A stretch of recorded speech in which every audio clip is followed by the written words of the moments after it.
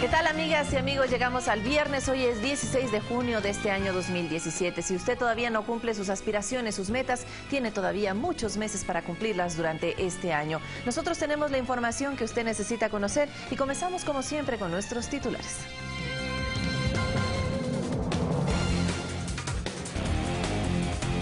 Los concejales de Quito del bloque de Alianza País solicitaron a la Fiscalía investigar los procesos de fase previa y adjudicación del contrato al consorcio Acciona Odebrecht del Metro de Quito. Y le contaremos también que analistas políticos denuncian que existiría una estrategia en marcha para vincular al vicepresidente de la República, Jorge Glass, en casos de corrupción sin fundamentos.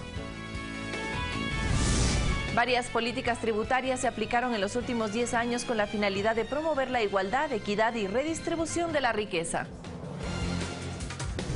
Y en el ámbito internacional le contaremos que la Casa Blanca confirmó que el presidente Donald Trump anunciará este viernes una orden ejecutiva para endurecer la política contra Cuba.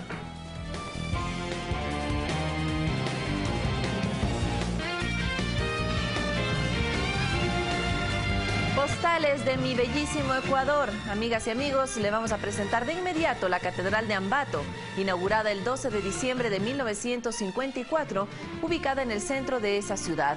Constituye un símbolo de la ciudad porque, además de ser una moderna edificación, es el edificio más alto de Ambato. La iglesia de la catedral representa el renacer de la comunidad porque fue construida para reemplazar a la iglesia matriz, que fue seriamente afectada por el terremoto de 1949. Ya lo saben, este fin de semana, si tiene un tiempito, vaya por la bellísima provincia de Tungurahua y conozca esta, una de las edificaciones más emblemáticas.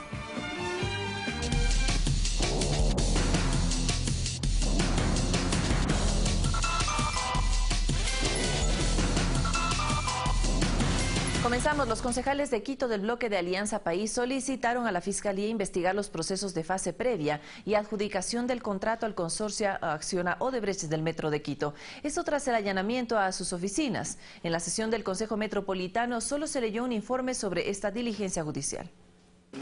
El allanamiento que la fiscal subrogante Tania Moreno realizara en el área jurídica y de gerencia de la empresa Metro de Quito generó reacciones en el interior del Consejo Metropolitano. El bloque de ediles de Alianza País pidió que la investigación sea de forma particular en la fase previa y de adjudicación del contrato del proyecto. La contratación con el consorcio Acciona Odebrecht se realizó con un costo de 409 millones de dólares más. El pedido se vuelve aún más urgente luego de que solo bajo orden judicial se haya podido lograr información de la empresa Metro de Quito, afirmó el concejal Carlos Páez. Y si existe un allanamiento es porque la Fiscalía encuentra la necesidad de un registro policial para determinar cierta información que requiere para continuar con sus investigaciones. Con ese objetivo, en la sesión de consejo se planteó un cambio en la orden del día para que se dé mayor información del contrato de la obra de movilidad más importante de la capital, la cual está a cargo de Odebrecht en consorcio con la empresa Acciona. En lo relativo a la situación de la empresa Odebrecht en el consorcio, por ser un tema que evidentemente tiene que ser explicado con la debida documentación y con la preparación de una presentación, aquello lo haremos en una próxima sesión con mucho gusto, concejales. Sin embargo, este día solo se debatió sobre el informe jurídico basado en el allanamiento del miércoles, el cual fue presentado por el procurador síndico del municipio. La colaboración de acceso ha sido total para la información. Entiendo yo que la Fiscalía lo que quería era precisamente contar con ese elemento de almacenamiento electrónico computacional para a partir de ello poder acceder a información que en él se encuentre. La información que habría sido entregada a la Fiscalía por parte del Cabildo tampoco ha sido puesta en conocimiento de los ediles, motivo por el cual insistieron en que cualquier requerimiento adicional también sea puesto a consideración del Consejo. Alex Llanos, Ecuador TV. Mientras tanto, tenemos información que llega desde el Legislativo. La presidenta de la Comisión de Fiscalización, María José Carrión, insiste en las acusaciones en contra del alcalde de Quito, Mauricio Rodas, y también señala que para Carrión no se ha dicho nada sobre los viajes y las reuniones que mantuvo el burgomaestre. El alcalde de Quito, Mauricio Rodas, fue el primero en dar a conocer su punto de vista luego del allanamiento e incautación de una computadora para fines investigativos en las oficinas de la empresa Metro de Quito. El personero municipal insistió en la apertura de su administración a la hora de colaborar con el trabajo de la Fiscalía. Lo que se entregó hoy día, porque eso fue lo solicitado por la Fiscalía, es un computador y la información del servidor respecto a 2 correos electrónicos. Eso fue lo que se nos solicitó, pero insisto, si se solicita cualquier otra información, con mucho gusto la vamos a proporcionar. Declaraciones que no pasaron desapercibidas para María José Carrión.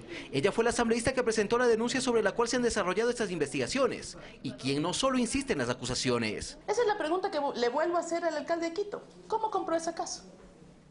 ¿Por qué no ha respondido al país cómo compró esa casa? ¿Tiene relación con el contrato de Odebrecht? Eso es lo que el país se está preguntando. Sino también en los pedidos, los cuales desde el pasado 18 de enero que presentó su denuncia, siguen esperando sean enviadas por parte del alcalde Rodas. Voy a insistir en la solicitud, que me envíe la información, porque para que venga a decir muchas cosas, como lo hizo ayer en la rueda de prensa que dio, y no decir nada, esta asamblea tampoco se presta. Es que para la asambleísta nada se ha dicho de los viajes que Rodas junto a sus asesores ad honorem, Jacobo SM y Mauro T, habrían realizado a México, Colombia y Brasil, así como tampoco sobre las reuniones informales que el propio alcalde reconoció se realizaron previo a la firma del contrato con Odebrecht. Alex Llanos, Ecuador TV. El director del Servicio de Rentas Internas, Leonardo Orlando, aseguró que el Estado ecuatoriano solicitó el pago de una indemnización mínima de $200 millones a la brasilera Odebrecht. A dicha empresa se la cataloga como corrupta y corruptora.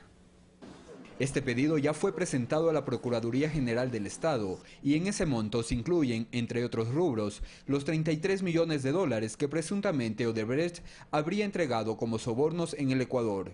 Los 116 millones que ellos decían que habrían obtenido de beneficios por esos pagos, más los juicios tributarios que no hayan favorecido la administración tributaria, nosotros estamos hablando de que la indemnización, al menos sin perjuicio de temas laborales o ambientales o de otra índole, al menos deberían bordear los $200 millones. Según el titular del SRI, las investigaciones sobre Odebrecht mostraron que la empresa consolidó una red de sobornos al interior de la propia organización. La empresa tenía una práctica corruptora a través de lo que eran un verdadero departamento de sobornos, un conjunto de varias empresas ubicadas en paraísos fiscales, desde donde se hacían estos pagos al margen de la ley.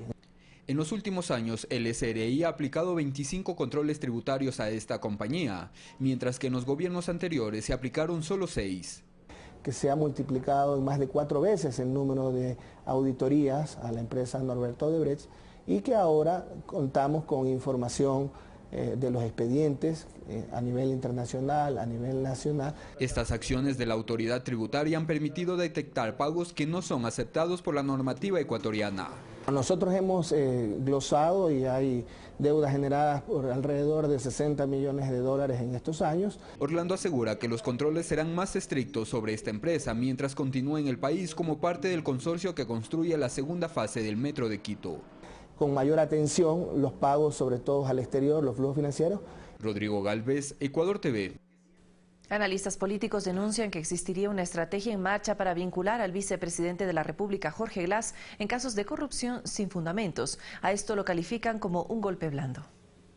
Y con educación, cuando ya... La estrategia usada por ciertos sectores para desprestigiar la imagen del vicepresidente de la República, Jorge Glass, viene siendo ejecutada desde la época de campaña electoral, asegura el analista político Osvaldo Moreno, quien considera que dichas acciones atienden al deseo de otros partidos de llegar al poder en futuras elecciones. Pero, además de eso, desvían al gobierno de los objetivos de gobernar el Ecuador, de hacer obras por el Ecuador, porque le hacen perder tiempo al presidente y al vicepresidente en pasar defendiéndose, haciendo reuniones que no nos conducen a nada. El sociólogo comenta que es una estrategia usada alrededor del mundo por grupos de oposición y que en el caso de Ecuador, luego de que se dieran a conocer los casos de corrupción vinculados a la constructora Odebrecht, resulta sencillo relacionar a quien estaba a la cabeza de los sectores estratégicos.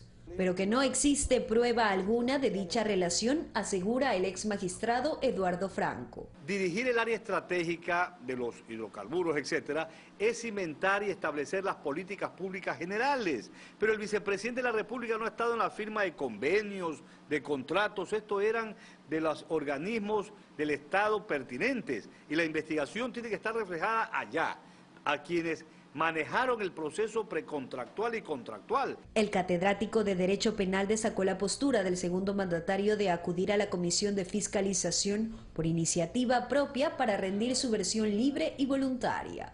fui a solicitar a la Fiscalía que investigue y tome declaración a todos los ministros y exministros que han tenido contratos con Odebrecht, incluyéndome a mí. La política tiene que ser llevada con ética. La política no puede ser un florilegio de mentiras, sino de verdades. La democracia es eso, construir un país en base a realidades y no a base de falsedades. Jocelyn de Mera, Ecuador TV. En las calles de Quito, la ciudadanía muestra su respaldo a que el vicepresidente de la República, Jorge Glass, asista a la Asamblea Nacional a dar cuenta de su gestión y responder cualquier inquietud de los legisladores. En una entrevista en Radiovisión de Quito, el segundo mandatario reiteró su decisión de acudir voluntariamente a la Asamblea Nacional, con el objetivo de informar sobre su participación en los contratos de proyectos en los sectores estratégicos. Ciudadanos que fueron entrevistados apoyan la decisión del vicepresidente Jorge Glass, porque según dijeron, si da la cara es porque no tiene nada que temer. Más que todo él, como es una autoridad pública, entonces tranquilamente tiene que rendir cuentas a todo el mundo. Entonces simplemente que vaya y a ver qué es lo que dice, y es que, como dice el dicho, si no nada debe, nada teme. Que si nada debe, nada teme, debe ir pues y aclarar las cosas y poner en orden, ¿no? Para otro ciudadano es bueno que Glass acuda a la legislatura, pues así el país estará al tanto de su gestión. Tiene que rendir cuentas a la ciudadanía, y en este caso a todo el país en general, que es lo que ha pasado. Otros, en cambio, manifestaron que ahora es cuando el vicepresidente Glass dejará bien en alto su nombre, después de todas las calumnias que le han hecho. Los comentarios que se están dando, si es que son reales, tienen que darse. Y si no, pues él queda limpio con su nombre y su apellido. Porque si me dicen, me acusan a mí de algo, si no temo nada, pues me voy a encarar las cosas como son. La próxima semana, Jorge Glass será recibido por la Comisión de Fiscalización, instancia legislativa ante la cual informará sobre su labor en varios ámbitos. Rodrigo Galvez, Ecuador TV. Y para prevenir actos de corrupción, el titular del CERCOP propone la aplicación de un código de ética en el sector público y privado. Además, detalló que se avanza en las indagaciones del caso Etapa. Antes de 2007 no existía una política clara y regulada para la adjudicación de los contratos en el sector público. Así lo recuerda Santiago Vázquez, director del CERCOP, quien detalla que se concedían con sobreprecios. Desde 2007 hasta la presente fecha, el Ecuador, a través del Servicio de Contratación Pública, ha ahorrado a todos los ecuatorianos más de 3.000 millones de dólares. Manifiesta que entre 2016 y lo que va de este año, el CERCOP en sus funciones de control y supervisión envió alrededor de 900 procesos para que se investiguen en Contraloría y 40 a la Fiscalía. Además, resalta que a nivel internacional la institución es reconocida por los mecanismos aplicados en busca de la transparencia. Que ha sido reconocido por el Banco Mundial como el sistema más eficiente y transparente que tiene Sudamérica. Y justamente, tras denuncias recibidas, CERCOP, con apoyo interinstitucional, detectó uno de los más recientes casos de corrupción en la empresa pública municipal de telecomunicaciones, agua potable, alcantarillado y saneamiento de Cuenca, Etapa, en el que el gerente presuntamente habría adjudicado contratos por más de 10 millones de dólares a sus familiares directos. Los cargos que se han presentado son alrededor de tráfico de influencias. Tenemos 5 personas que han sido procesadas, uno de ellos con prisión preventiva, 4 de ellos con medidas sustitutivas, entre ellas presentarse ante las autoridades, prohibición de salida del país. Las autoridades coinciden en que la lucha en contra de la corrupción es integral. Por ello se propone la aplicación de un código de ética. Las empresas privadas, los bancos, los bufetes de abogados, los medios de comunicación, firmen un código en donde indiquen que no se va a tener recursos en paraísos fiscales, que no se va a establecer, que no se van a ofrecer coimas en el sector público. Así también se envió a la Asamblea una propuesta para impedir que empresas que tengan sentencia ejecutoriada en actos de corrupción participen en contratos con el Estado. Olga Velasco, Ecuador TV. La Corte Superior de Justicia de Lima, a través de su cuenta de Twitter, informó que fue revocada la prisión preventiva que cumplían Charlie P. y su hijo, quienes se encontraban prófugos de la justicia ecuatoriana, acusados de responsabilidad de corrupción. El mandato judicial del vecino país ordena a los acusados a comparecer cada 10 días en las oficinas del Poder Judicial y al pago de 10.000 soles, equivalentes a poco más de $3.000 cada uno. Le contamos también que 209 viviendas fueron inauguradas en el reasentamiento Cristo del Consuelo de Bahía de Caracas. Se trata de la ayuda que sigue llegando a las familias damnificadas por el terremoto en la provincia de Manabí. Hasta ahora más de 28.000 casas fueron entregadas. Luisa y Sonia ahora son vecinas en el reasentamiento Cristo del Consuelo en Bahía de Caracas. Juntas preparan bocaditos para vender y con ello aportan a la economía de sus respectivos hogares. Reconocen que el terremoto fue una situación difícil, pero el hecho de haberse conocido y asociado en el negocio ya es parte de lo positivo de aquel episodio. Hemos puesto para poder seguir, si no, no podemos vivir. Importante seguir adelante por nuestros hijos. Y les complementa la nueva vida al contar ahora con un techo seguro. Ellas son parte de las 204 familias que dejaron las carpas para recibir casas con características sismo resistentes en este proyecto del plan de reconstrucción. El vicepresidente de la República, Jorge Glass, llegó a esta inauguración, pero llamó la atención por aspectos pendientes en las viviendas. Siempre los portales de la casa tienen cascarilla, tienen alguna decoración, no la he visto en esta urbanización, así que he pedido que lo corrijan de inmediato. Tiene que haber calidad y calidez. No estamos entregando casas, estamos entregando hogares. Pero en total, la inversión en vivienda ha demandado ya 253 millones de dólares en las zonas afectadas por el terremoto. Dentro de los 100 primeros días, digamos, máximo hasta fines de agosto, 6.300 casas que están pendientes, digamos, de entregar en el marco del programa Reconstruyo. Pero no solo en la provincia de Manabí, sino también en Santo Domingo y Esmeraldas. En el caso de Manabí, más del 60% de los damnificados ya han recibido asistencia en terreno propio o en lotes urbanizados. De las 45.000 viviendas censadas ya tenemos más de 28.000 viviendas entregadas. En Manabí, Karen Ceballos, Ecuador TV. En la sede de la Organización de las Naciones Unidas, Ecuador participó en varias mesas de trabajo sobre personas con discapacidad. Nuestro país, como uno de los vicepresidentes de esta conferencia, destacó la importancia de desarrollar políticas inclusivas para este grupo de la población. En el marco de la Convención de Personas con Discapacidad, Ecuador participó en talleres y exposiciones en los que se abordaron temas como la integración laboral para luchar contra la pobreza, el desarrollo urbano inclusivo y la aplicación de la Agenda Hábitat 3 celebrada en Quito el año pasado. Javier Torres, representante del CONADIS, destacó que la accesibilidad es una condición previa para que las personas con discapacidad vivan en forma independiente y logren una participación igualitaria en la sociedad. Ahora nuestro reto es la implementación de la nueva agenda urbana.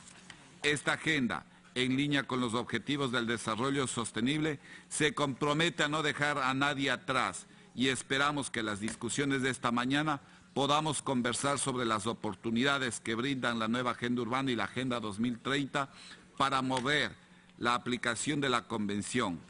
Rocío González, delegada especial del presidente Lenín Moreno, garantizó que Ecuador continuará fortaleciéndose como el país de la inclusión y aprovechó su participación para sugerir que Naciones Unidas realice ajustes a sus instalaciones de acuerdo a los códigos y normas de construcción accesible y universal. Solo como un ejemplo, conseguimos el sueño de construir en el Ecuador el primer parque inclusivo de Sudamérica. Todos estos logros de mi país respecto a la promoción y protección de las personas con discapacidad han merecido el reconocimiento regional e internacional y enorgullece a toda la sociedad ecuatoriana, que respondió al llamado del entonces vicepresidente Lenín Moreno Garcés, ex enviado especial de las Naciones Unidas sobre discapacidad y accesibilidad y actual presidente de la República del Ecuador, cuya designación internacional representó un gran avance hacia la inclusión y accesibilidad de las personas con discapacidad en todo el mundo. Por su parte, relatores especiales de la ONU señalaron que el respeto de los derechos humanos y la participación activa de las personas con discapacidad en la sociedad se ven afectados por múltiples formas de discriminación. Garantizar la participación de las mujeres con discapacidad y de los niños con discapacidad. Hay que hacer más a fin de promover el empoderamiento y el avance de los niños y las mujeres con discapacidad. Están muy a la zaga en los esfuerzos de desarrollo en muchos países. En consecuencia, se registran altos niveles de desempleo, poca participación en arena política y bajo acceso a servicios de salud y educación. Esta 10ª conferencia marcó el inicio de la segunda década de la Convención de Personas con Discapacidad, adoptada en diciembre del 2006. Durante esta conferencia, Ecuador fue elegido como uno de los vicepresidentes y participó en un diálogo interactivo sobre la aplicación de la Convención entre los Estados partes y el sistema de Naciones Unidas. Karina Cartagena, Ecuador TV, Nueva York. Dentro de la política pública para atender a niños, niñas y adolescentes con discapacidad y enfermedades catastróficas está la coordinación con instituciones sin fines de lucro como la Fundación Héroes de Vida. Una delegación visitó al ministro Iván Espinel. Son guerreros de la vida. Ellos muestran su valentía a luchar diariamente ante cualquier dificultad. Karen y Joel son ejemplo de aquello. En su visita al ministro de Inclusión Económica y Social, Iván Espinel, le explicaron su situación y le ofrecieron un presente a nombre de la Fundación Héroes de Vida. Quiero agradecer a Iván Espinel por apoyar a la fundación. Para nosotros no es fácil porque tenemos diferentes discapacidades, pero eso no nos impide seguir adelante día con día. El titular de esta cartera de Estado destacó la política pública para atender a este grupo social vulnerable que apunta a fortalecerse en este gobierno a través del plan Toda una Vida. Apuntamos a los grupos mayormente vulnerables para sacarlos de la extrema pobreza y de la pobreza, que es el fin, las metas en contexto del plan Toda una Vida. Se ha analizado por cargas familiares, como lo refiere el plan Toda una Vida, o por núcleos familiares. Esto está en etapa de planificación y levantamiento de información. Planteamiento reconocido por Viviana Llanes, representante de la Fundación Héroes de Vida, al señalar el trabajo en favor de la inclusión. Por todo ello, porque en el caminar de la discapacidad hay mucha recriminación, discriminación, y usted nos ha hecho sentir diferentes. En el Ecuador existen cerca de 400.000 personas con discapacidad. Su situación se empezó a visibilizar a partir de la misión Manuel Espejo, implementada por el actual presidente Lenín Moreno hace varios años atrás. Sofía Montoya, Ecuador TV. Y varias políticas tributarias se aplicaron en los últimos 10 años con la finalidad de promover la igualdad, la equidad y la redistribución de la riqueza, además de mejorar la recaudación tributaria.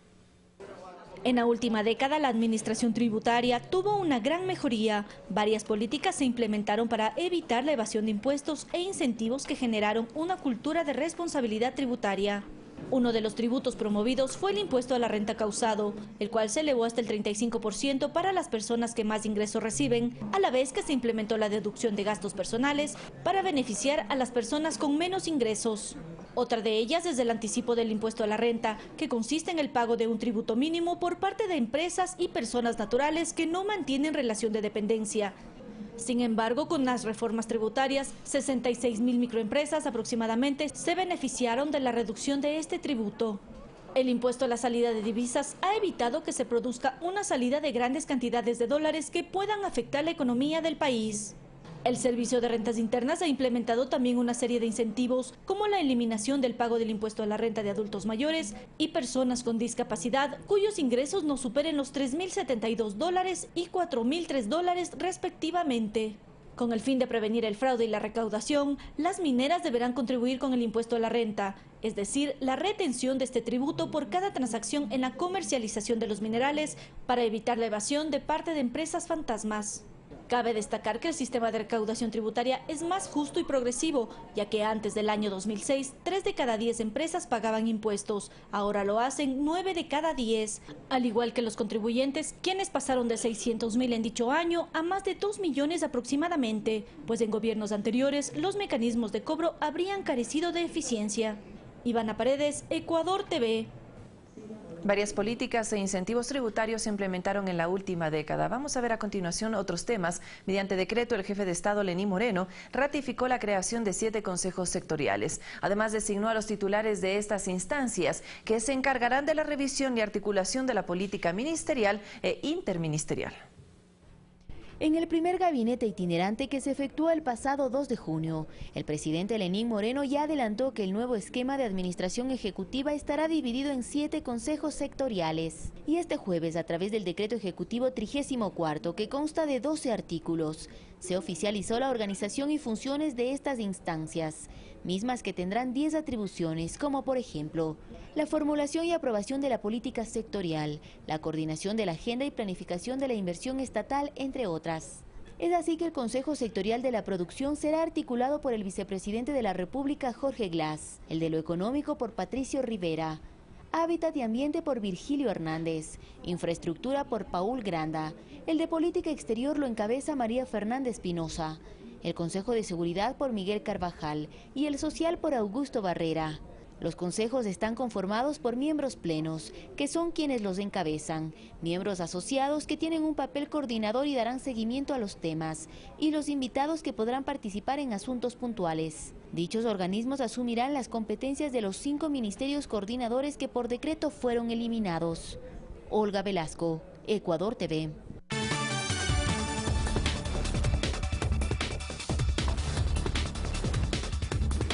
De inmediato, las noticias más importantes del acontecer internacional. Preste mucha atención. La Casa Blanca confirmó que el presidente Donald Trump anunciará este viernes una orden ejecutiva para endurecer la política con Cuba.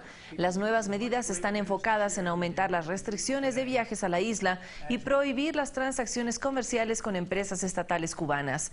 El decreto busca reafirmar la vigencia del bloqueo económico, comercial y financiero impuesto por Washington hace 55 años y frenar los acercamientos impulsados por el exmandatario Barack Obama.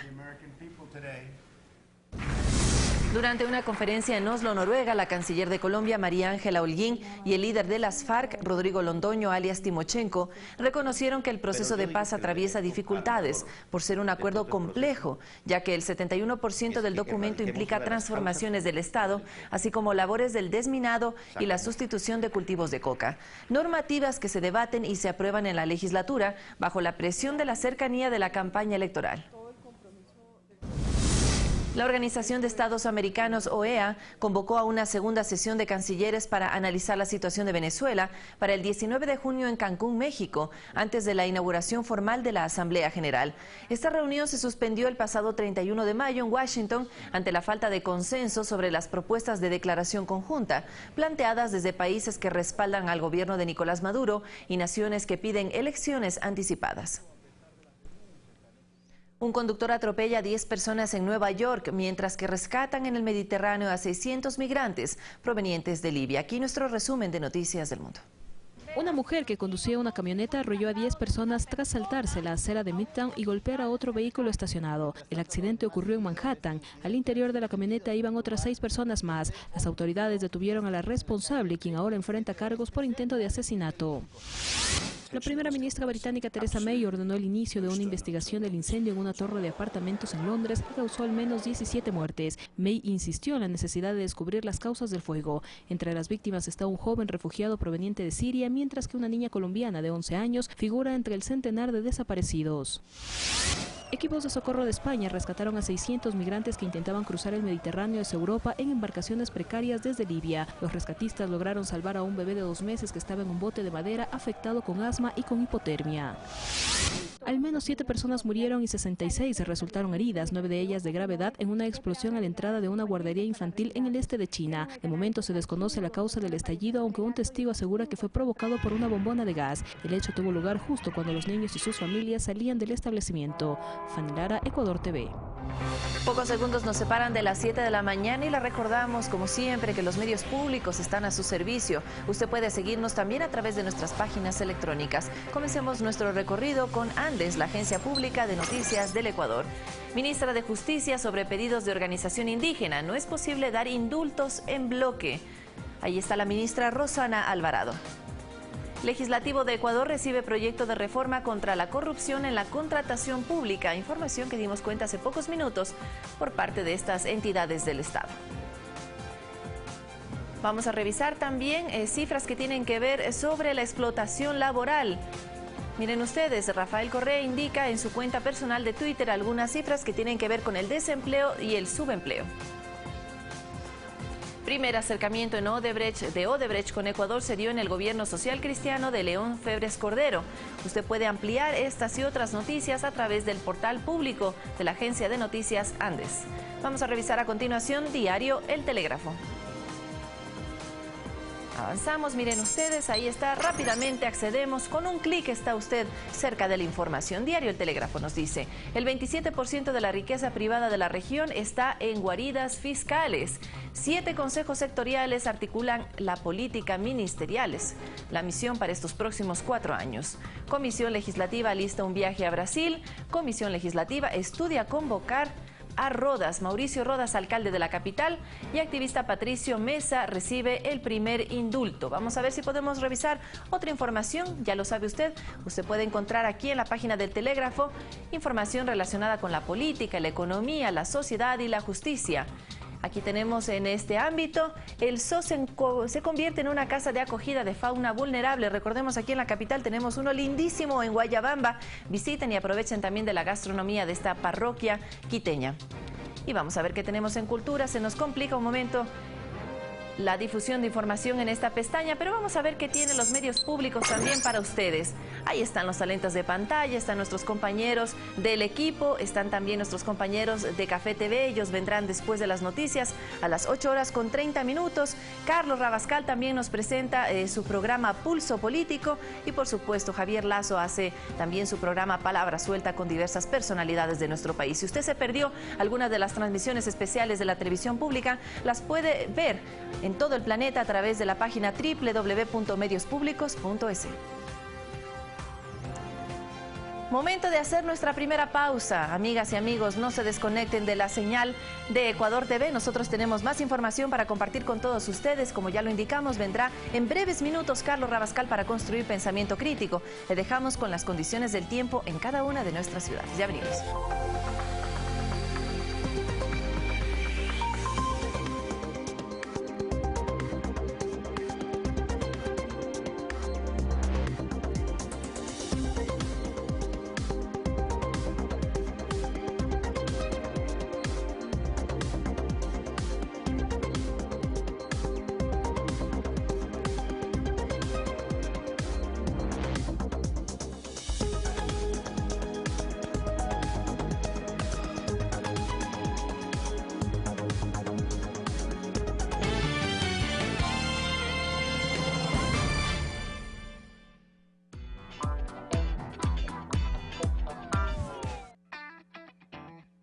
No importa en qué lugar estés. Puedes ser un oficinista, un estudiante o un ama de casa. Todos, en algún momento, tenemos preguntas. Y para obtener las respuestas, solo tienes que contactarte con nosotros. Puedes escribirnos un mail. Enviarnos un mensaje a nuestras redes sociales.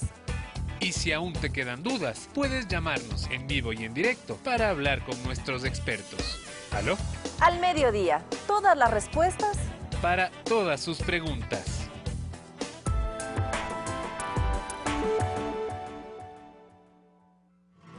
Este Día del Padre, celebra junto a nosotros en un programa especial, del que tú también puedes formar parte. Envía tus fotos con papá, con un saludo a nuestras redes, Facebook, Twitter e Instagram. Y podrás verlo en vivo el domingo a las 17 horas. Disfruta el especial del Día del Padre, junto a Ecuador TV.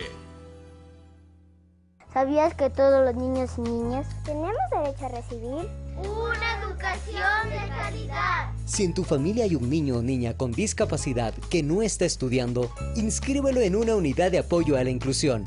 UDAI, dispuesta por el Ministerio de Educación. Hay 140 a nivel nacional. Solo debes presentar la cédula de mi representante, la planilla de luz de mi casa, mi número de cédula, que lo puedes obtener en el registro civil sin costo. Y si tienes mi certificado o carnet de discapacidad o mi última libreta de calificaciones, no te olvides de llevarlos. La atención es de lunes a viernes de 8 a 17 horas, de acuerdo al último dígito de la cédula del representante. Para conocer la UDAI más cercana a tu domicilio, ingresa a juntos.educacion.gov.es. ¡Somos diversos! ¡Somos inclusivos! Esto fue una colaboración de Ecuador TV. El Festival de Folclor Latinoamericano continúa. Pero tampoco bien que le dure 100 años. Grandes exponentes de la canción social. Todas las voces, todas. Un concierto para seguirlo disfrutando en los musicales de Ecuador TV. Hoy, 20 horas. Tus besos, la parte de mis sesos.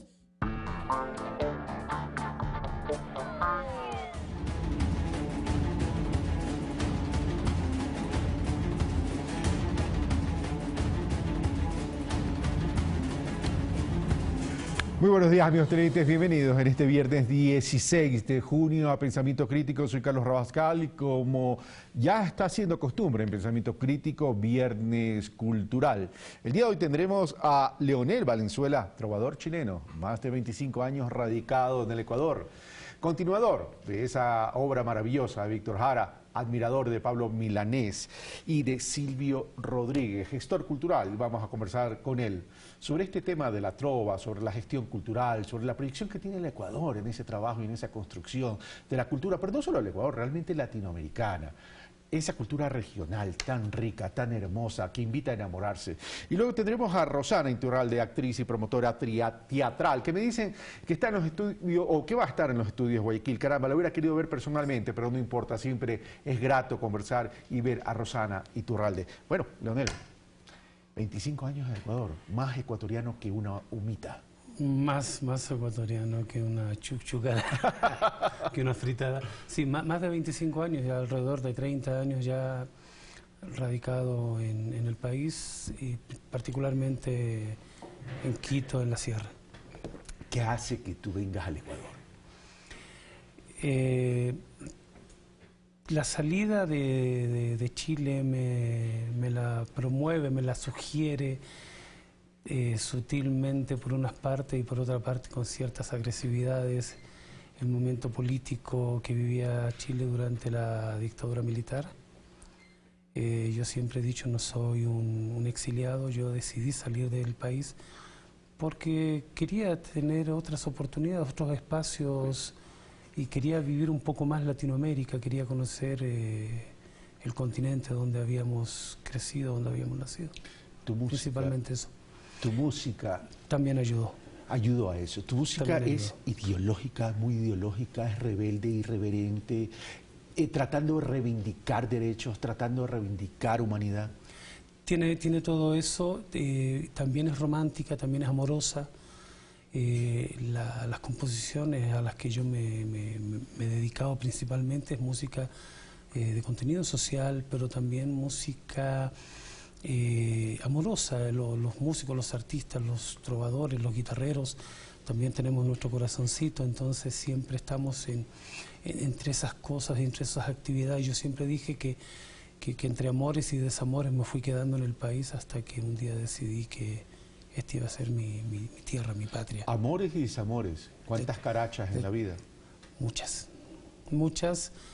más importantes, menos importantes, unas muy bellas, otras con ciertos dolores, ciertas tristezas también. Continuador de Víctor Jara.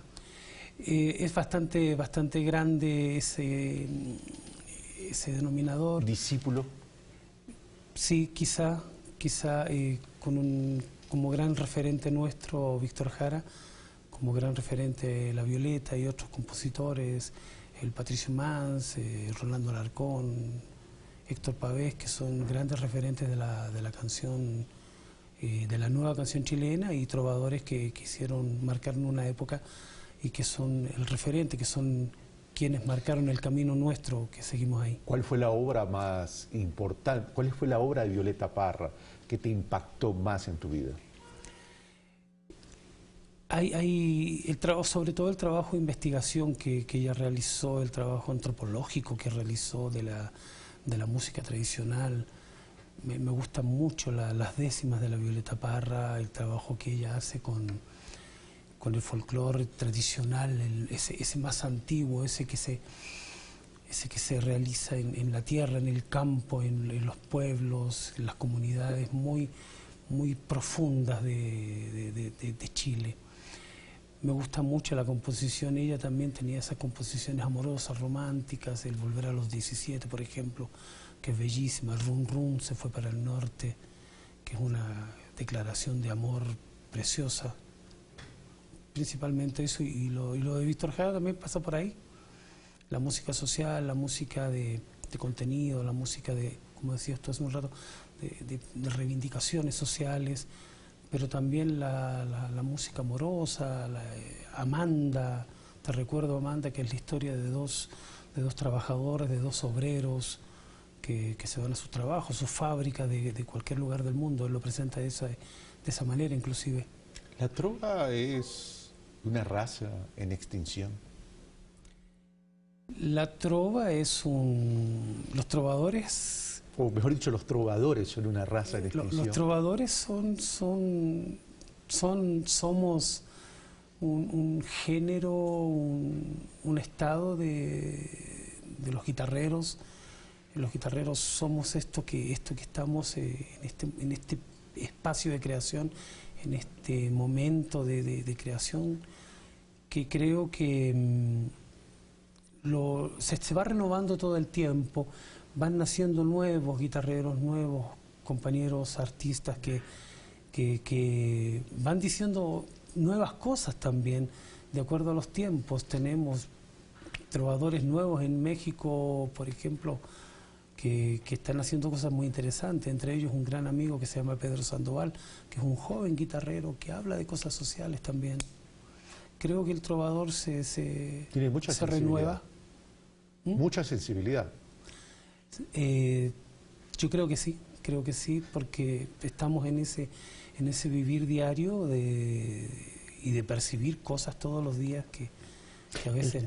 El trovador es un pensador, definitivamente, pero también se lo asocia con la bohemia. ¿Es así? Sí, por supuesto, por supuesto. ¿Y esa ecuación a dónde te lleva? A seguir entendiendo, a seguir queriendo, seguir enamorándose de los seres humanos todos los días. Los seres humanos tienen esa belleza que nos cautiva y la que nos permite de pronto seguir hablando de esa historia del ser humano en general. No confundir la bohemia con la cantina o con... No, definitivamente es otra cosa. Es otra cosa, definitivamente.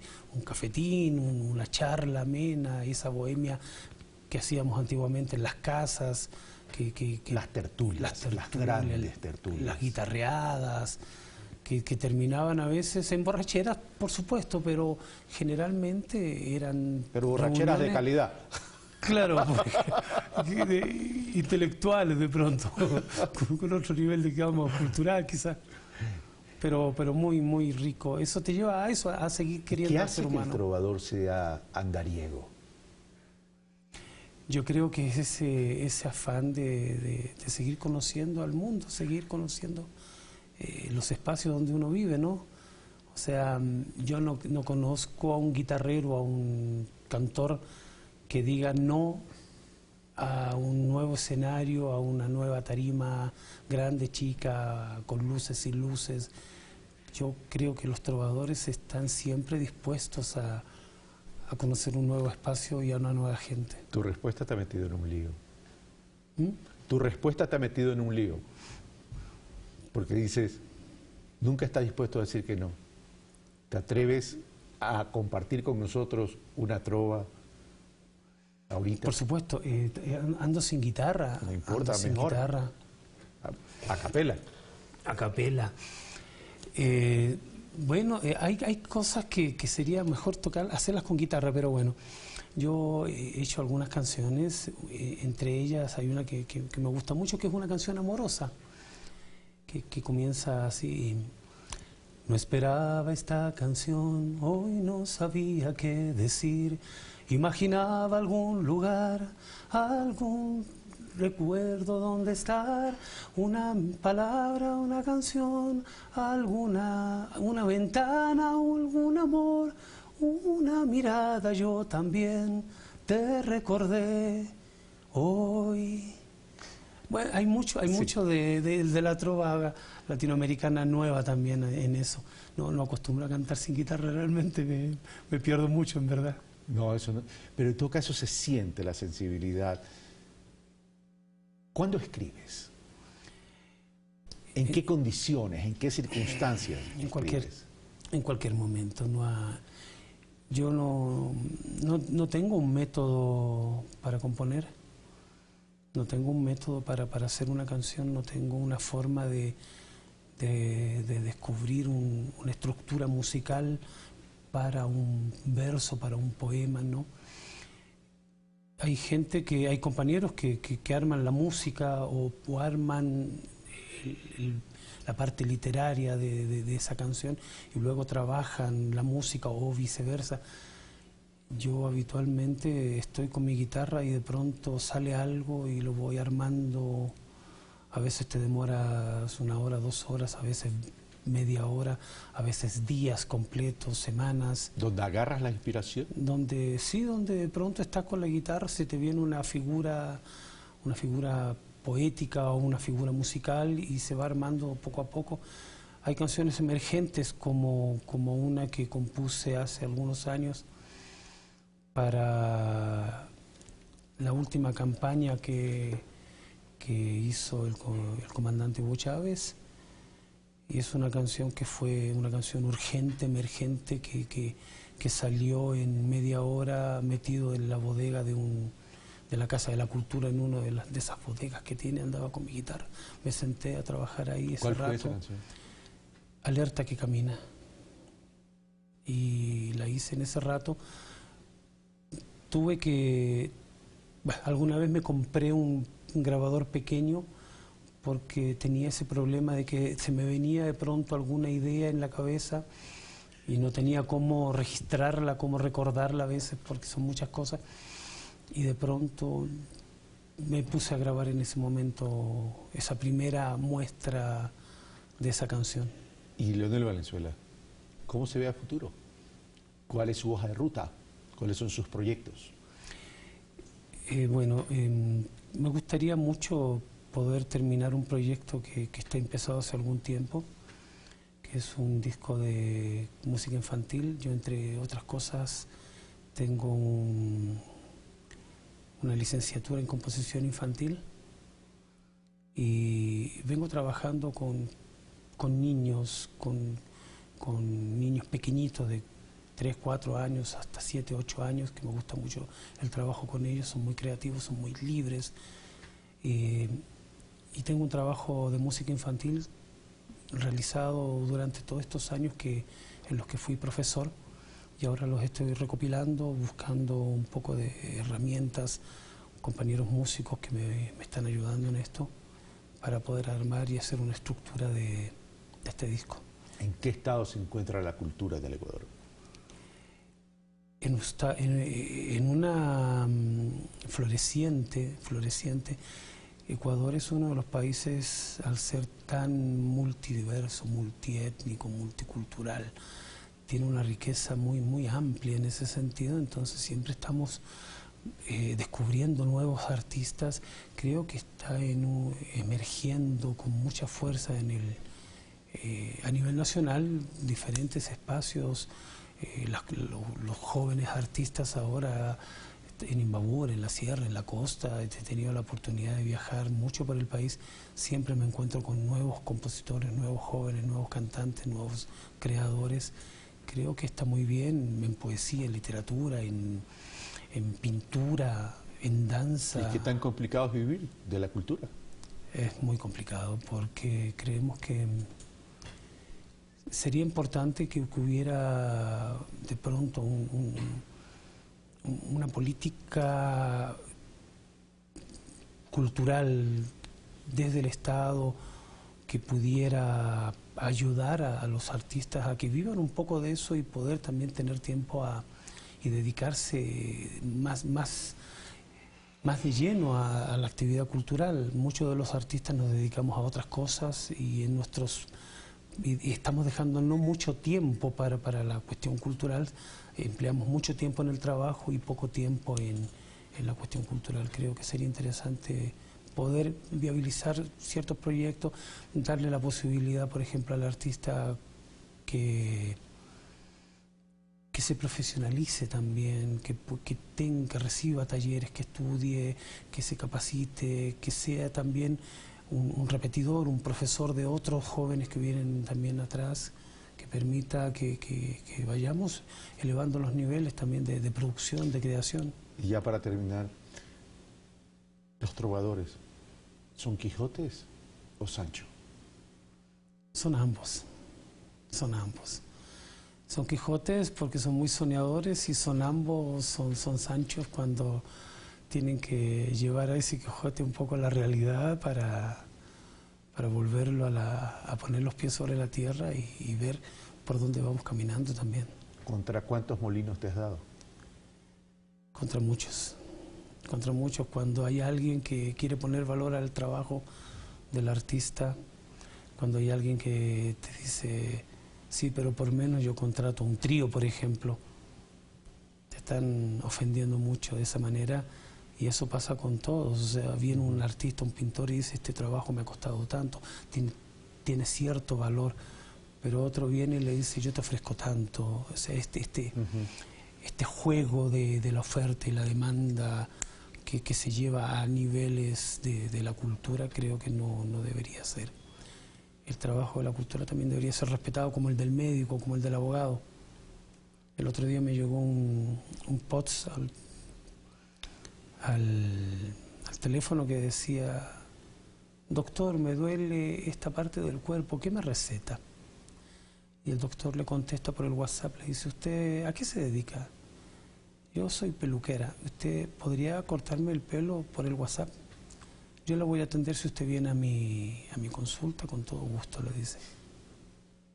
Entonces, pasan esas cosas de que creen que de pronto que el artista, porque se divierte mucho, yo me divierto muchísimo con la guitarra, creen que porque se divierte mucho no es un trabajo. El artista también paga cuentas. Y también tiene familia. Tiene familia, y hay pensiones, hay hijos, y hay muchas cosas. Leonel Valenzuela, se nos terminó el tiempo. Lastimosamente. Buen viento y buena mar, Leonel. Muy gentil, Carlos. A continuar con esos proyectos y a seguirse inspirando. A reivindicar siempre lo social y también a hablarle al amor. Por supuesto. Hacemos una pausa. Muchas gracias. No, a ti. Hacemos una pausa y regresamos ya con Rosana Iturralde, que ya está en los estudios de la ciudad de Guayaquil. Venimos de inmediato.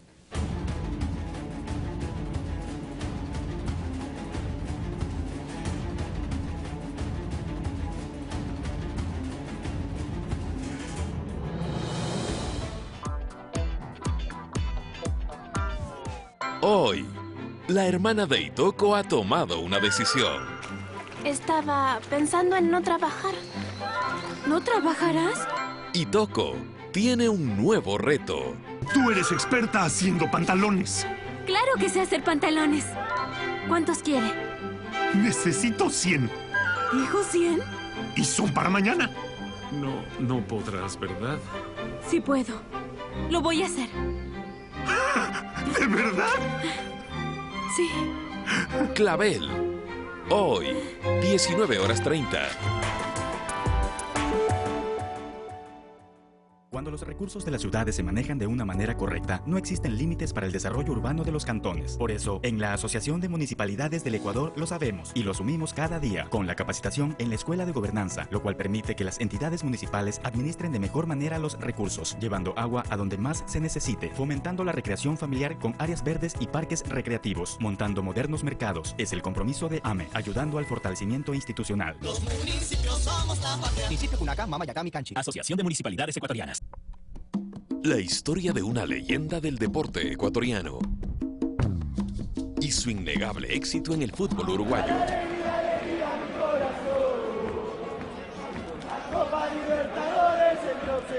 Ese negrito, corredor y saltador, ¿qué nos va a enseñar a nosotros el fútbol? En primer plano, solo cine ecuatoriano. No se pierda El Ecuatoriano de Peñarol.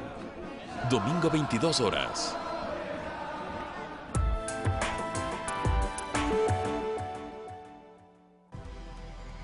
Los hechos que hicieron noticia durante los últimos 7 días y los personajes que hicieron opinión aquí en nuestros programas, se los llevamos hasta sus hogares este y todos los viernes desde las 22 horas y su reprise los domingos desde las 12:30 en las voces de la semana, solamente a través de la señal de Ecuador TV. Los esperamos.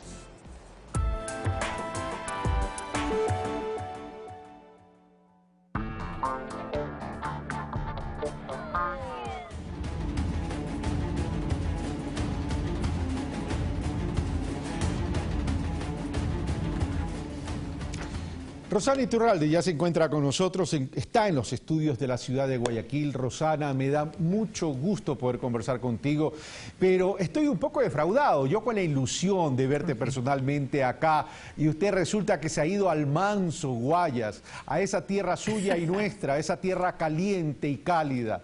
¿Qué pasa, doña Rosana, que se me fue sin avisarme? Buenos días, bienvenida, mi querida Rosana. El problema Buenos días, Carlos. Te agradezco muchísimo que me hayas invitado al programa. Te cuento que yo vivo en Quito ya muchísimos años, pero a veces tengo que venir a Guayaquil porque tengo proyectos acá, porque la casa de mis papás está acá, porque bueno, hay una cantidad de actividades profesionales y domésticas y familiares que tengo que realizar acá. Así que ahora me tocó estar aquí. Hubiera querido estar en Quito. Bueno, nos debemos entonces un café y una tertulia, pero en todo caso esa tierra linda del Guayas y de Guayaquil nunca se olvida, uno siempre regresa, mi querida Rosana. Sí, sí, y esta época es preciosa porque el clima está como para vivir aquí eternamente. Bueno, Rosana, hablemos. Pero le tengo miedo a las lluvias. Ah, no, las lluvias allá y en época invernal, como dirían los chicos, heavy. Bueno, entremos en materia, Rosana. El teatro ecuatoriano. Cuéntame. ¿Qué pasa con el teatro ecuatoriano? No, el teatro ecuatoriano tiene muchas barreras. ¿Por qué no termina de despegar? ¿Por qué la gente no consume o no consumimos el teatro? Yo creo que tiene mucho que ver con que somos un país donde el teatro no tiene un arraigo cultural muy grande, no ha existido una tradición teatral.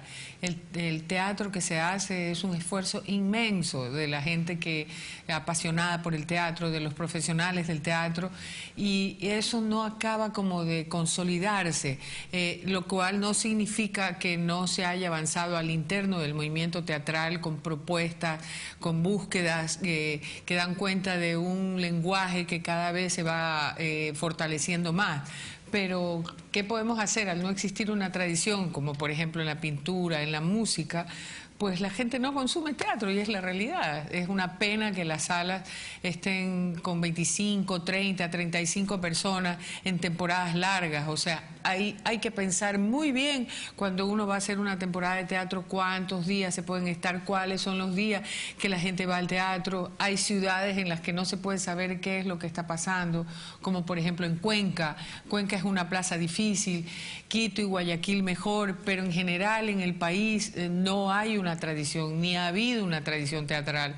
Entonces es complicado y duro para los artistas. No, definitivamente, pero ya vamos a hablar de qué manera se los puede recuperar. Guayaquil tuvo una temporada de teatro, si no me equivoco fue en la década de los 80, o no me acuerdo si en los inicios o fines de los 80, sobre todo vino mucho actor y actriz mexicana, argentina, el humoresque, etcétera. Pero las temporadas más largas creo que eran de una semana, si no me equivoco, pero siempre el teatro estaba orientado a la comedia.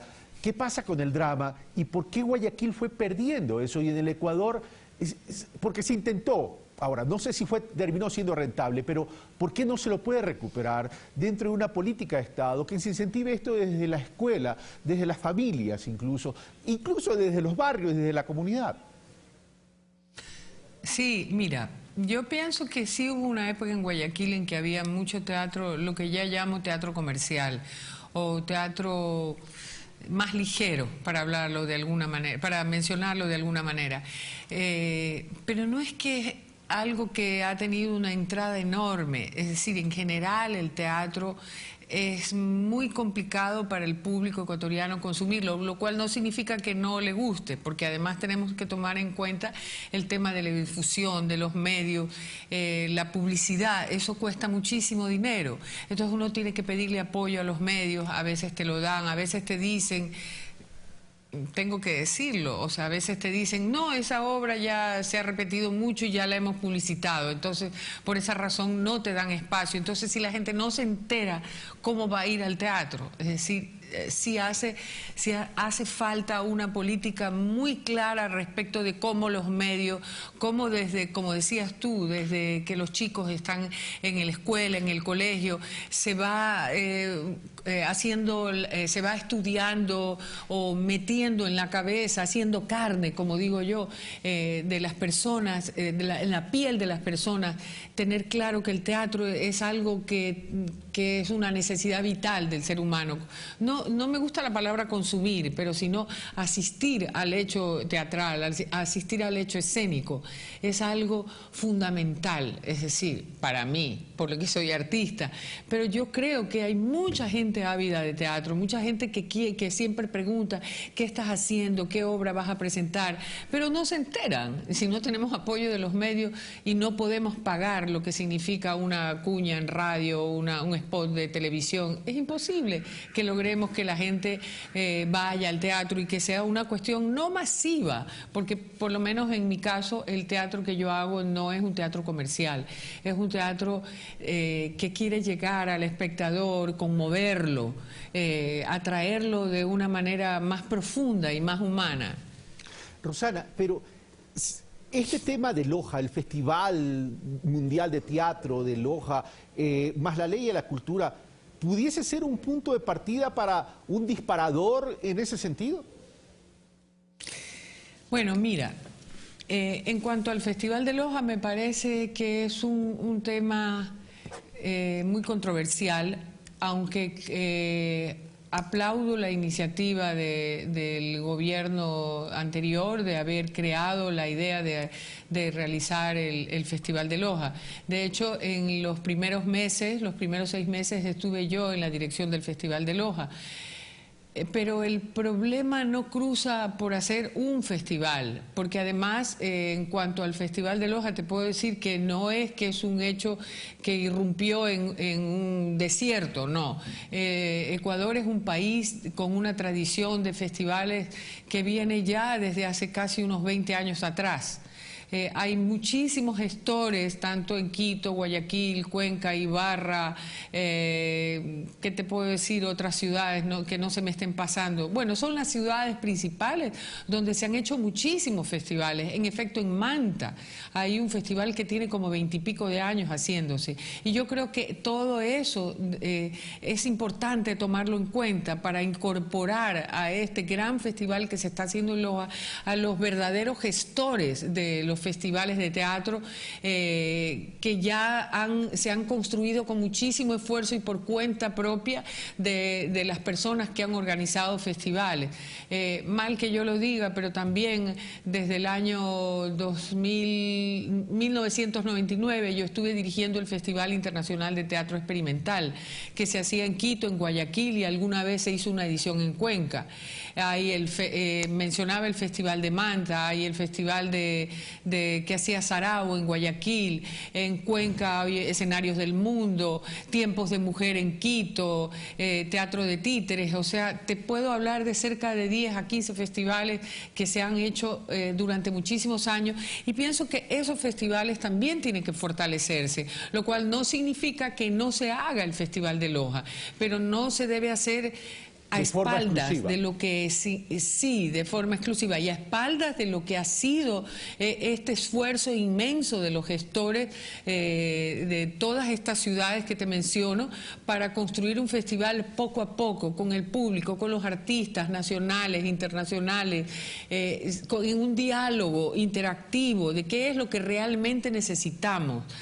Al apuro las cosas nunca salen bien. No estoy diciendo que se haya hecho el Festival de Loja al apuro, pero sí creo que debió haberse establecido un diálogo profundo con la gente que ya ha hecho festivales acá, y no pensar que un solo festival es descubrir el agua tibia. O sea, no estoy de acuerdo con eso particularmente, ¿no? ¿Y qué opinas del Festival Iberoamericano de Teatro de Colombia?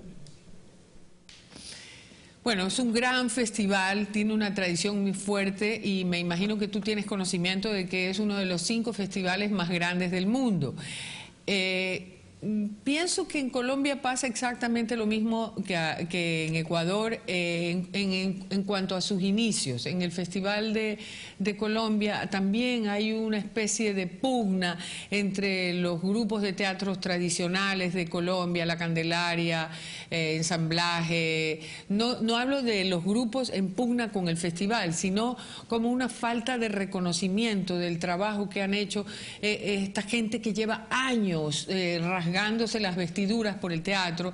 Y hay un festival como el Festival de Fanny Mickey, que bueno, que en paz descanse Fanny Mickey, pero sin embargo tiene un valor inmenso porque ha logrado concentrar en Bogotá a las mejores compañías del mundo, y sin eso no se fortalece un movimiento teatral. Entonces es un tema un poco controversial, porque a ratos como que a la gente de teatro le da un poco de de impotencia frente a esa falta de reconocimiento al trabajo que han hecho los pequeños gestores culturales. Sin embargo, sin ese tipo de eventos no podemos ver a una cantidad de grupos que, por ejemplo, en el festival que yo organizaba, y mal que lo diga, fue el que primero logró que venga acá el Odín Teatret, que se presentó también en Loja, el Teatro La Candelaria, el Teatro Buen Día de Cuba, Pipo del Bono de Italia, que son grupos que yo personalmente los vi en el Festival de Aviñón,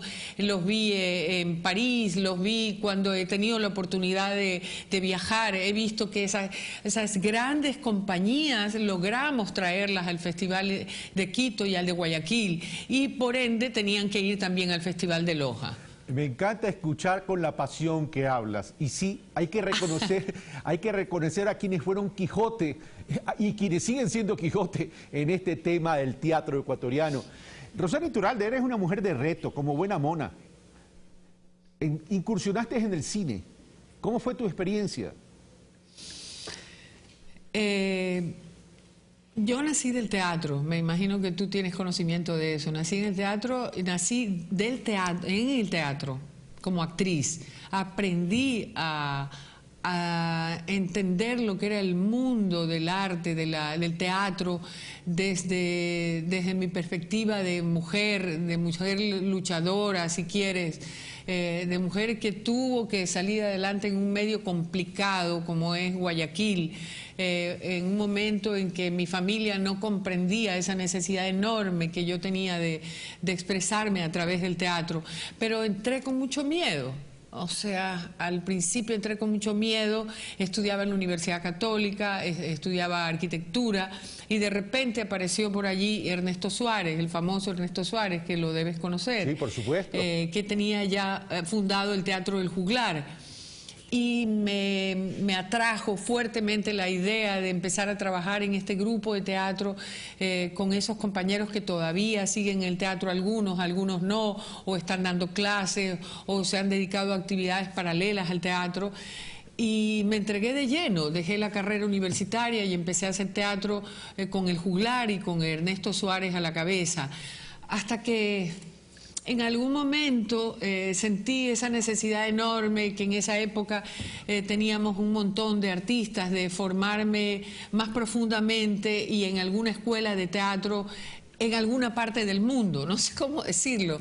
Me fui a Alemania, estuve allí algún tiempo, pensaba irme a Italia, pensaba irme a España a estudiar, y total me fue tan difícil el tema de la supervivencia que en algún momento dije, me regreso a Ecuador a conseguir una beca. Pasaron muchísimos años para que yo pueda conseguir ese apoyo, y me fui a estudiar a España con mi hijo, que ya tenía 5 o 6 años, o 7, no me acuerdo. Mi mamá también me acompañó. Gracias a ellas yo pude estar en España 2 años y estudiar en una escuela. Sin embargo, creo que las elecciones que uno a veces tiene en la vida se van forjando por el camino que vas, no sé cómo decirlo, por un camino que a veces es incierto, que no sabes de dónde tienes que agarrar. Y sin embargo, no me arrepiento de nada de lo que he hecho. Creo que sigo estudiando, que sigo preparándome, y que el festival que he organizado, el Festival Internacional de Teatro Experimental, que hoy por hoy está en stand-by, fue el que me permitió ver todos aquellos grupos que cuando yo era mucho más joven, no, bueno, ahora ya no estoy tan joven, pero en esa época era muy joven, eran grupos que yo logré ver en Europa, como el Odín, como La Candelaria, que alguna vez vi en España.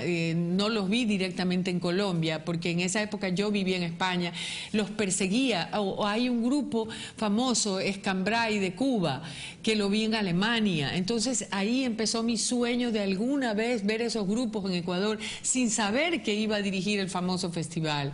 Y ese sueño de alguna manera se vio cumplido, y ese es el sueño que te permite elegir en el momento en que lo concreta, cuál es el camino a seguir en el teatro y cuál fue el camino que elegí, el camino de la investigación, de la creación, de la difusión de mis obras, pero en términos de investigación de nuevas propuestas estéticas, de investigar nuevas posibilidades de lenguaje. Y eso creo que a mí personalmente me ha llenado de satisfacción. Rosana, se me terminó el tiempo, lamentablemente, pero nos debemos otra tertulia, nos debemos otra conversación con más tiempo. Y como siempre, qué lindo y qué rico escucharte, ser testigo de esa pasión Muchísimas por el gracias, teatro. Carlos. Y además, no digas que ya no estás tan joven, sigues siendo tan hermosa como cuando eras estudiante de la Universidad Católica de Guayaquil en la Facultad de Arquitectura. Carlos, te agradezco mucho, espero que podamos conversar, pero personalmente, porque esto es horrible, digo la verdad. O sea, me siento rara con esto de que te tengo ahí en la pantalla, o sea, bueno, así es la televisión. Pero la próxima vez espero que sea, lo tenemos que armar bien para que pueda ser personalmente. Tranquila. Y gracias por invitarme. Esto será un to be continuo, continuará, Rosana. Un fuerte abrazo y un beso enorme. Un fuerte abrazo para ti también y muchas gracias. Bueno, esto fue Pensamiento Crítico. Soy Carlos Rabascal en Viernes de Cultura. Un fuerte abrazo.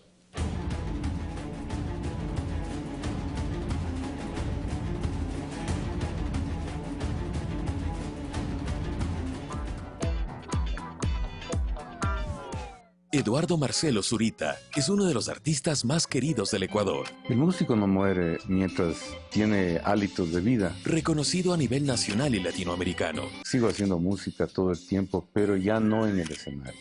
Con su peculiar forma de interpretar las cumbias, ha hecho bailar a centenares de personas. Pero cualquier instrumento que caía en mis manos, yo siempre trataba de monearlo. ¿Qué pasó con Eduardo Zurita Gil? Este sábado, 18:30.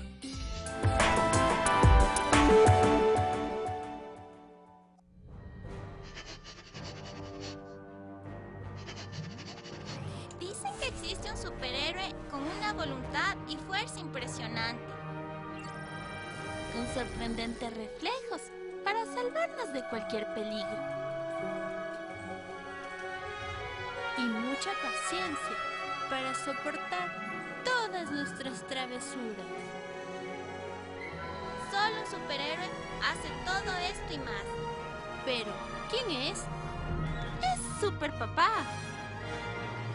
¡Feliz Día del Padre a todos nuestros superhéroes! En la Sociedad de Lectores de El Telégrafo hay personas que comparten tus gustos y aficiones. Por ejemplo, Moisés, que siempre busca cómo divertirse al aire libre. Clara María siempre está pensando en el bienestar de su familia. Y el decano cuida tanto de su auto como de su salud. Todos ellos descubren grandes descuentos y beneficios. Únete en www.sociedaddelectores.com. En 100 años, nada será como lo conocemos hoy. La ciencia y la tecnología habrán cambiado todas las áreas de nuestra vida. El trabajo y la educación no serán la excepción. Y las pistas de ese futuro posible ya están entre nosotros. 2111. Este domingo, 20 horas.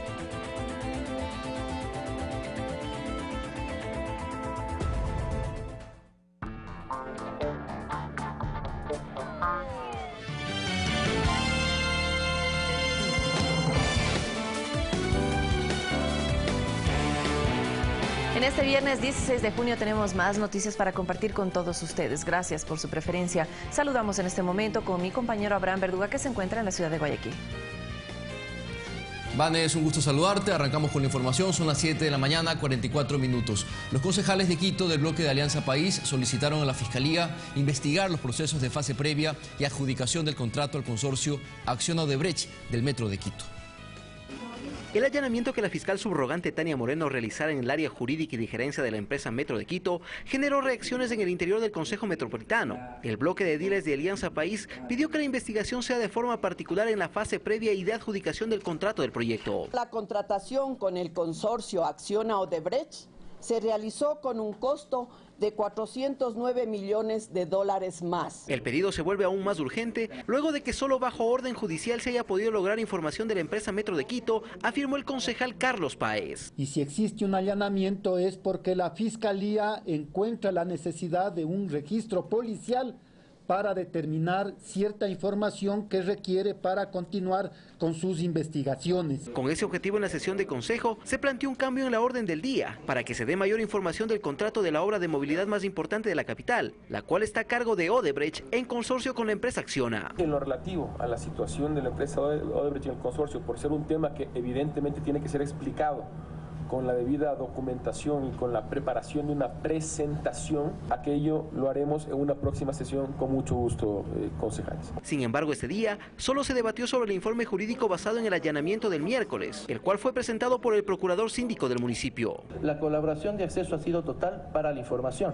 Entiendo yo que la Fiscalía lo que quería era precisamente contar con ese elemento de almacenamiento electrónico computacional para a partir de ello poder acceder a información que en él se encuentre. La información que habría sido entregada a la Fiscalía por parte del Cabildo tampoco ha sido puesta en conocimiento de los ediles, motivo por el cual insistieron en que cualquier requerimiento adicional también sea puesto a consideración del Consejo. Alex Llanos, Ecuador TV. La presidenta de la Comisión de Fiscalización de la Legislatura, María José Carrión, insistió en sus acusaciones contra el alcalde de Quito, Mauricio Rodas, en la adjudicación de la fase 2 del metro capitalino. Para Carrión, nada se ha dicho sobre los viajes y las reuniones informales. El alcalde de Quito, Mauricio Rodas, fue el primero en dar a conocer su punto de vista luego del allanamiento e incautación de una computadora para fines investigativos en las oficinas de la empresa Metro de Quito. El personero municipal insistió en la apertura de su administración a la hora de colaborar con el trabajo de la Fiscalía. Lo que se entregó hoy día, porque eso fue lo solicitado por la Fiscalía, es un computador y la información del servidor respecto a 2 correos electrónicos. Eso fue lo que se nos solicitó, pero insisto, si se solicita cualquier otra información, con mucho gusto la vamos a proporcionar. Declaraciones que no pasaron desapercibidas para María José Carrión. Ella fue la asambleísta que presentó la denuncia sobre la cual se han desarrollado estas investigaciones y quien no solo insiste en las acusaciones. Esa es la pregunta que le vuelvo a hacer al alcalde de Quito. ¿Cómo compró esa casa? ¿Por qué no ha respondido al país cómo compró esa casa? ¿Tiene relación con el contrato de Odebrecht? Eso es lo que el país se está preguntando. Sino también en los pedidos, los cuales desde el pasado 18 de enero que presentó su denuncia, siguen esperando sean enviadas por parte del alcalde Rodas. Voy a insistir en la solicitud, que me envíe la información, porque para que venga a decir muchas cosas, como lo hizo ayer en la rueda de prensa que dio, y no decir nada, esta asamblea tampoco se presta. Es que para la asambleísta nada se ha dicho de los viajes que Rodas junto a sus asesores ad honorem, Jacobo SM y Mauro T, habrían realizado a México, Colombia y Brasil, así como tampoco sobre las reuniones informales que el propio alcalde reconoció se realizaron previo a la firma del contrato con Odebrecht. Alex Llanos, Ecuador TV. El director del Servicio de Rentas Internas, Leonardo Orlando, aseguró que el Estado ecuatoriano solicitó el pago de una indemnización mínima de $200 millones a la brasileña Odebrecht. A dicha empresa se la cataloga como corruptora y corrupta. Este pedido ya fue presentado a la Procuraduría General del Estado y en ese monto se incluyen, entre otros rubros, los $33 millones que presuntamente Odebrecht habría entregado como sobornos en el Ecuador. Los 116 millones que ellos decían que habrían obtenido de beneficios por esos pagos, más los juicios tributarios que no hayan favorecido la administración tributaria, nosotros estamos hablando de que la indemnización, al menos sin perjuicio de temas laborales o ambientales o de otra índole, al menos deberían bordear los $200 millones. Según el titular del SRI, las investigaciones sobre Odebrecht mostraron que la empresa consolidó una red de sobornos al interior de la propia organización. La empresa tenía una práctica corruptora a través de lo que eran un verdadero departamento de sobornos, un conjunto de varias empresas ubicadas en paraísos fiscales, desde donde se hacían estos pagos al margen de la ley. En los últimos años, el SRI ha aplicado 25 controles tributarios a esta compañía, mientras que en los gobiernos anteriores se aplicaron solo 6. Que se ha multiplicado en más de 4 veces el número de auditorías a la empresa Norberto Odebrecht y que ahora contamos con información de los expedientes a nivel internacional, a nivel nacional. Estas acciones de la autoridad tributaria han permitido detectar pagos que no son aceptados por la normativa ecuatoriana. Nosotros hemos glosado y hay deudas generadas por alrededor de 60 millones de dólares en estos años. Orlando asegura que los controles serán más estrictos sobre esta empresa mientras continúe en el país como parte del consorcio que construye la segunda fase del Metro de Quito. Con mayor atención los pagos, sobre todo al exterior, los flujos financieros. Rodrigo Galvez, Ecuador TV. Analistas políticos denuncian que existe una estrategia en marcha para vincular al vicepresidente de la República, Jorge Glass, en casos de corrupción sin fundamentos. A esto lo califican como un golpe blando. Y con educación, cuando ya... La estrategia usada por ciertos sectores para desprestigiar la imagen del vicepresidente de la República, Jorge Glass, viene siendo ejecutada desde la época de campaña electoral, asegura el analista político Osvaldo Moreno, quien considera que dichas acciones atienden al deseo de otros partidos de llegar al poder en futuras elecciones. Pero, además de eso, desvían al gobierno de los objetivos de gobernar el Ecuador, de hacer obras por el Ecuador, porque le hacen perder tiempo al presidente y al vicepresidente en pasar defendiéndose, haciendo reuniones que no nos conducen a nada. El sociólogo comenta que es una estrategia usada alrededor del mundo por grupos de oposición y que en el caso de Ecuador, luego de que se dieran a conocer los casos de corrupción vinculados a la constructora Odebrecht, resulta sencillo relacionar a quien estaba a la cabeza de los sectores estratégicos. Pero que no existe prueba alguna de dicha relación, asegura el ex magistrado Eduardo Franco. Dirigir el área estratégica de los hidrocarburos, etcétera, es cimentar y establecer las políticas públicas generales. Pero el vicepresidente de la República no ha estado en la firma de convenios, de contratos, esto eran de los organismos del Estado pertinentes. Y la investigación tiene que estar reflejada allá, a quienes manejaron el proceso precontractual y contractual. El catedrático de Derecho Penal destacó la postura del segundo mandatario de acudir a la Comisión de Fiscalización por iniciativa propia para rendir su versión libre y voluntaria. Fui a solicitar a la Fiscalía que investigue y tome declaración a todos los ministros y exministros que han tenido contratos con Odebrecht, incluyéndome a mí. La política tiene que ser llevada con ética. La política no puede ser un florilegio de mentiras, sino de verdades. La democracia es eso, construir un país en base a realidades y no a base de falsedades. Jocelyn de Mera, Ecuador TV. En las calles de Quito, la ciudadanía muestra su respaldo a la iniciativa del vicepresidente de la República, Jorge Glass, de asistir a la Asamblea Nacional y dar cuenta de su gestión y responder por cualquier inquietud ante los legisladores. En una entrevista en Radiovisión de Quito, el segundo mandatario reiteró su decisión de acudir voluntariamente a la Asamblea Nacional, con el objetivo de informar sobre su participación en los contratos de proyectos en los sectores estratégicos.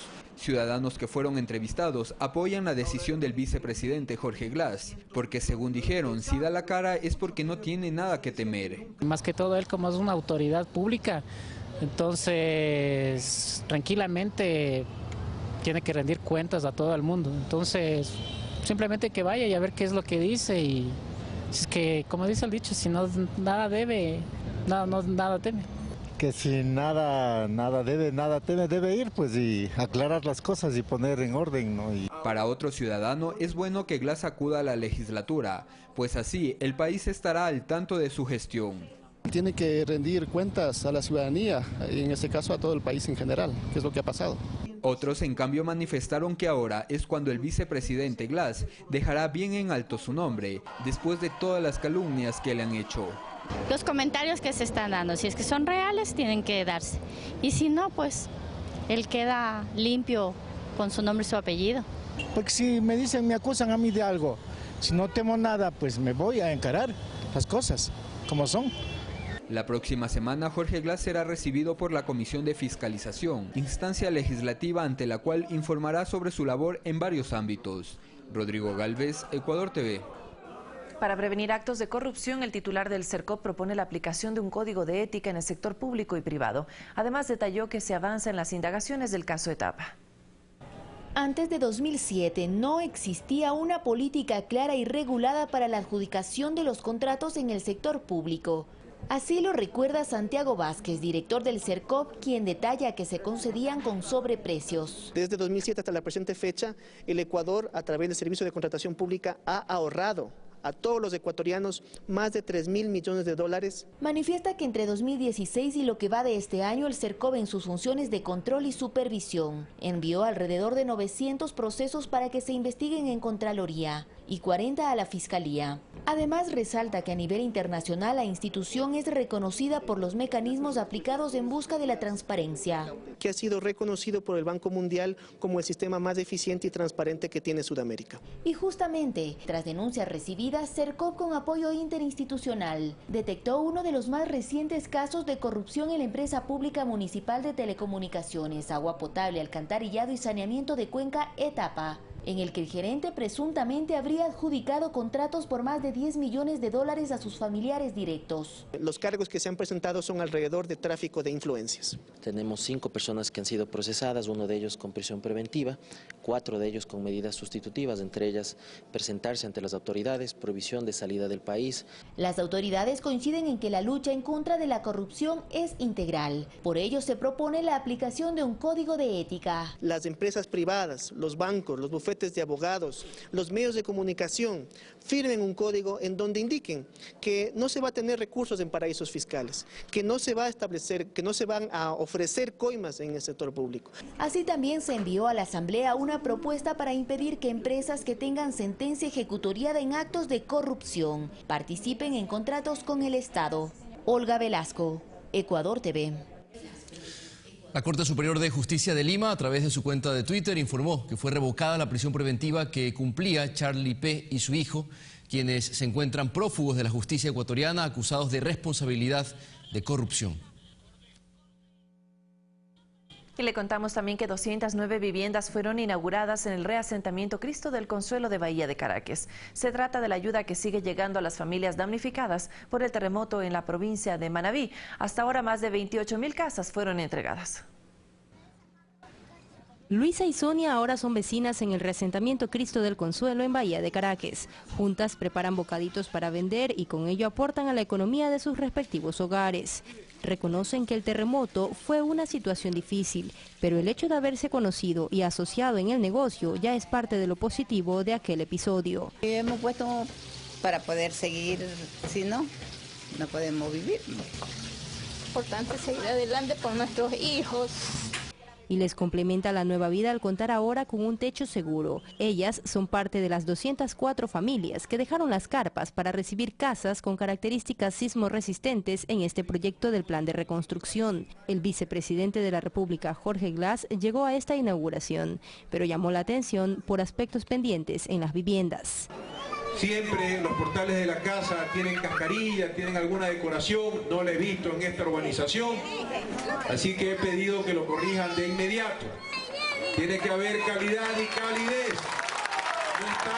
No estamos entregando casas, estamos entregando hogares.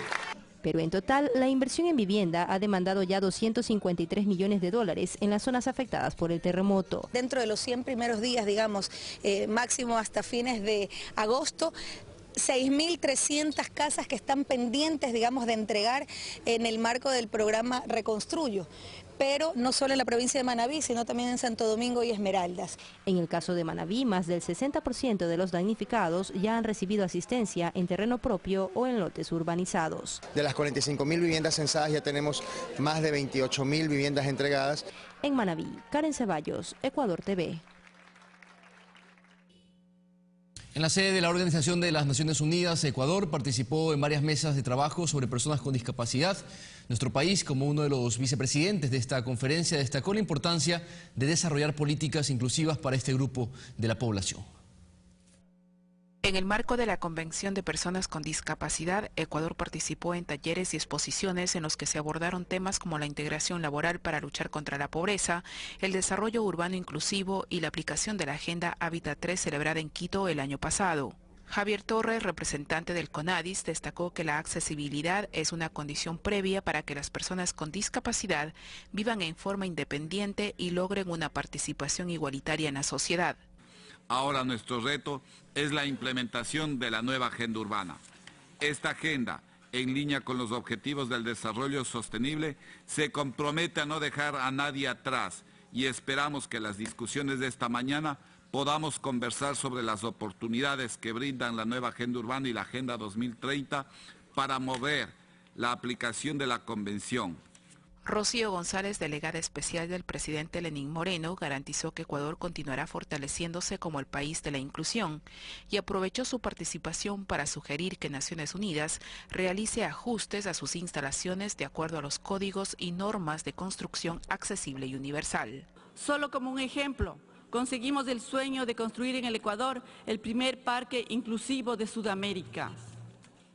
Todos estos logros de mi país respecto a la promoción y protección de las personas con discapacidad han merecido el reconocimiento regional e internacional y enorgullece a toda la sociedad ecuatoriana, que respondió al llamado del entonces vicepresidente Lenín Moreno Garcés, ex enviado especial de las Naciones Unidas sobre discapacidad y accesibilidad y actual presidente de la República del Ecuador, cuya designación internacional representó un gran avance hacia la inclusión y accesibilidad de las personas con discapacidad en todo el mundo.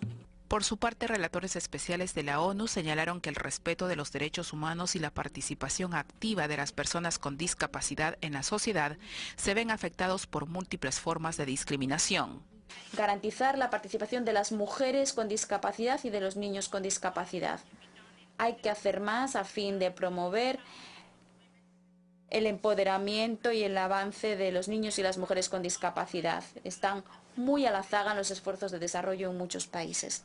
En consecuencia, se registran altos niveles de desempleo, poca participación en la arena política y bajo acceso a servicios de salud y educación. Esta 10ª conferencia marcó el inicio de la segunda década de la Convención de Personas con Discapacidad, adoptada en diciembre del 2006. Durante esta conferencia, Ecuador fue elegido como uno de los vicepresidentes y participó en un diálogo interactivo sobre la aplicación de la Convención entre los Estados partes y el sistema de Naciones Unidas. Karina Cartagena, Ecuador TV, Nueva York.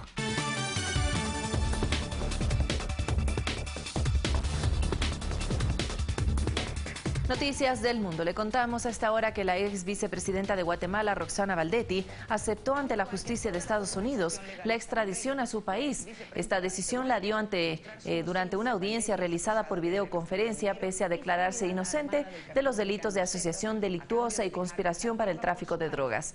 Según la investigación de la Fiscalía, Valdetti recibió hasta $250,000 del cártel mexicano cuando era candidata del Partido Patriota, por el que resultó electa, y a cambio utilizaría su influencia para permitir a los Zetas traficar cocaína a través de Guatemala hacia México para su eventual introducción a Estados Unidos.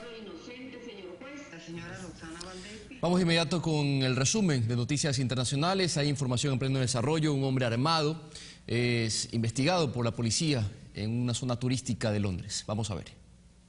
Los medios de comunicación locales de Londres reportan que la policía detuvo a un hombre armado frente al Palacio de Westminster. Según los testigos, el hombre tenía un cuchillo y alertó a los transeúntes del lugar. De momento se investiga el caso, aunque las autoridades aseguran que no se trataría de un acto terrorista. El líder del autoproclamado Estado Islámico, Abu Bakr al-Baghdadi, podría haber muerto durante un bombardeo lanzado por aviones rusos. Así lo informaron las autoridades del Kremlin, que buscan confirmar la noticia. El ataque fue dirigido hacia una zona donde se encontraban altos dirigentes de esta organización. La policía de Quintana Roo, en Cancún, México, realizó una persecución y balacera contra una organización de delincuentes. El operativo se registró en las principales avenidas y se inició la noche del jueves y terminó en la madrugada de este viernes. Hasta el momento se registra un muerto y 2 heridos.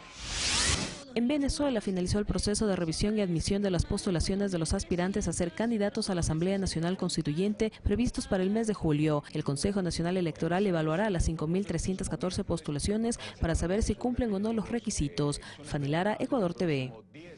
8 de la mañana con 4 minutos. Hoy es viernes. ¿Qué se viene para esta jornada? Se lo contamos de inmediato.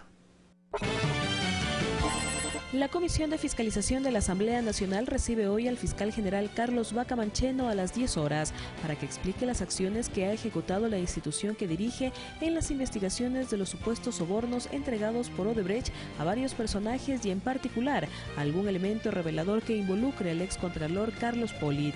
La diligencia se realizará en la sede de la Asamblea Nacional. El Ministerio de Relaciones Exteriores y Movilidad Humana desarrolla hoy desde las 10 horas el conversatorio Gastrodiplomacia, Sabores y Saberes con Jordi Treserras. Este conversatorio se realizará en el Salón de los Próceres, Cancillería en La Carrión, y 10 de agosto. Este viernes 16 de junio desde las 9 horas se realiza el primer festival de coreografía Dile No a las Drogas en la parroquia de Conocoto. Este festival está a cargo del Ministerio del Interior y la Tenencia Política. El acto se desarrollará en el Coliseo de Conocoto. 8 de la mañana, 5 minutos. Ahí tenían los hechos que marcarán la jornada de este viernes. Vane, aquí despedimos, que tengas un excelente fin de semana. Tú también, Abraham, y asimismo todos los amigos televidentes que puedan seguir también la señal informativa de nuestros medios públicos. Tenemos que contarle que ya viene la comunidad, como dijo mi compañero, pero le dejamos con las condiciones del tiempo en nuestras principales ciudades.